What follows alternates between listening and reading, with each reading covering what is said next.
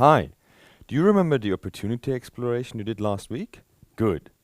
My name's Boris Eisenbart and I teach systematic approaches to product development and decision making in innovation at TU Delft. And this week I'm going to tell you how you can create meaningful solution concepts to grasp an opportunity. Together, we will shape your solution and reflect on how Modely can help you in this. In this first video, we will talk about devising your idea for a new product or service and give it a first shape using use case diagrams.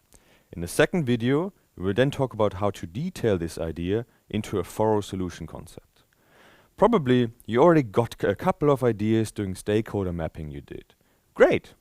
Most designers find it helpful at this stage to start making notes or rough sketches of what this new thing they have in their mind may be and what it may look like. This is mainly to put an idea on paper as a first manifestation of an image they have in their mind. Use case diagrams, that's what I'm going to show you today, they should provide you with a more systematic approach to explore your solution. The approach we will take here is based on abstraction and iterative refinement of what is required from your solution.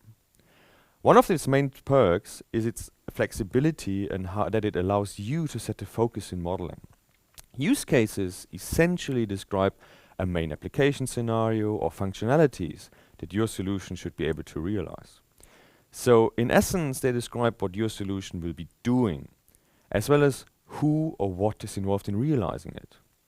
Now, the who and the what are referred to as actors in use case diagrams. And they encompass both human beings as well as technical entities or products and components involved therein. That could be, for instance, you have users interacting with each other or with the technical components in the system, or you can have service staff performing relevant activities and the likes. And that is also why use case diagrams lend themselves so nicely because they allow reusing much of the information that you already visualized in the stakeholder map last week. In fact, by taking in the very same stakeholders that you identified as relevant back then, you can make sure that the solution you build now is nicely built around the very addressees that you target. Use case diagrams give a comprehensive visualization wherein all the actors are directly linked with one another through the specific activities or use cases that they interact in.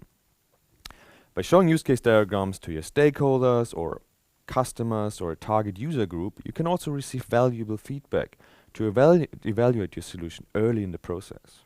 What is more, use case diagrams can actually also help you to plan design tasks and to ensure that your team works towards a common goal.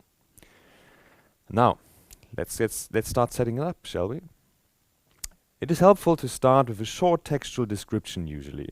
So like 1 or 2 sentences describing what's the main value proposition, what's the main functionality or goal that you identified as an opportunity.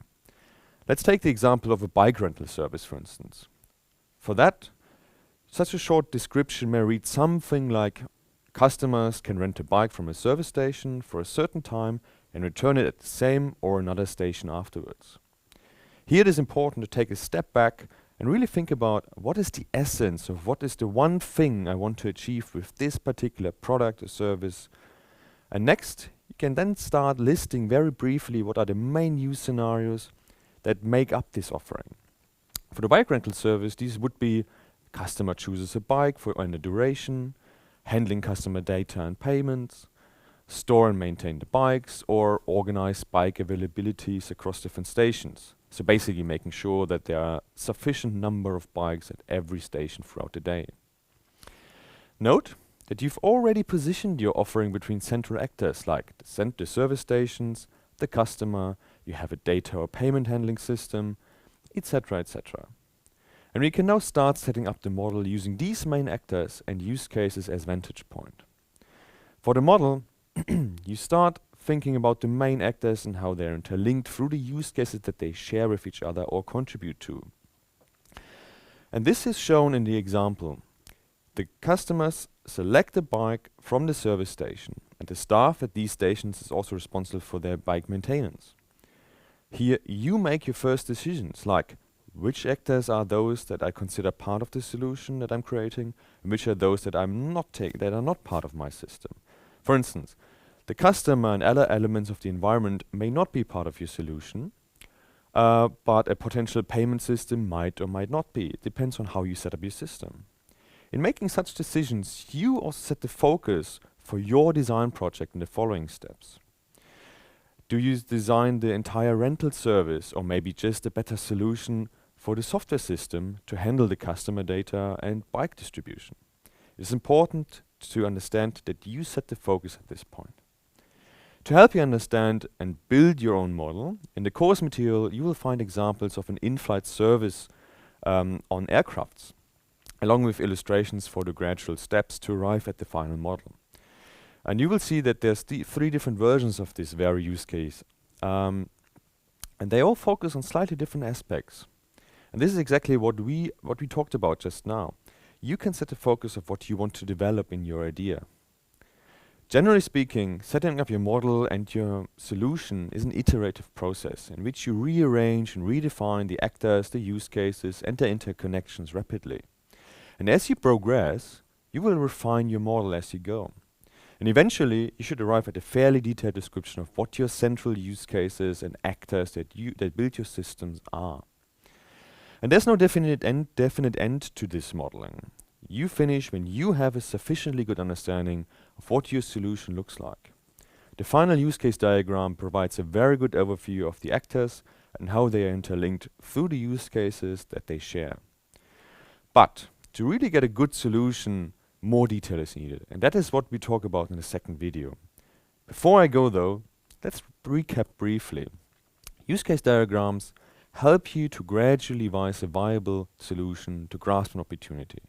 To generate use case diagrams, start with deriving the essence of what you really want to achieve, and then start listing the main scenarios, the main activities, the main functionalities that will be part of your solution. Setting up the actual use case diagram then starts by using the central actors, and that includes the essential stakeholders that you found during opportunity scouting, and then move into iterative refinement and detailing until you reach the solution that you're happy with. Often, it's easy for people to start modeling the system or solution that is currently in place, and that is a perfect way for you to start understanding how things are related at the moment, and also supports your exploration process regarding what might be an improvement. In which case you can start rearranging, adapting the solution to build a better solution.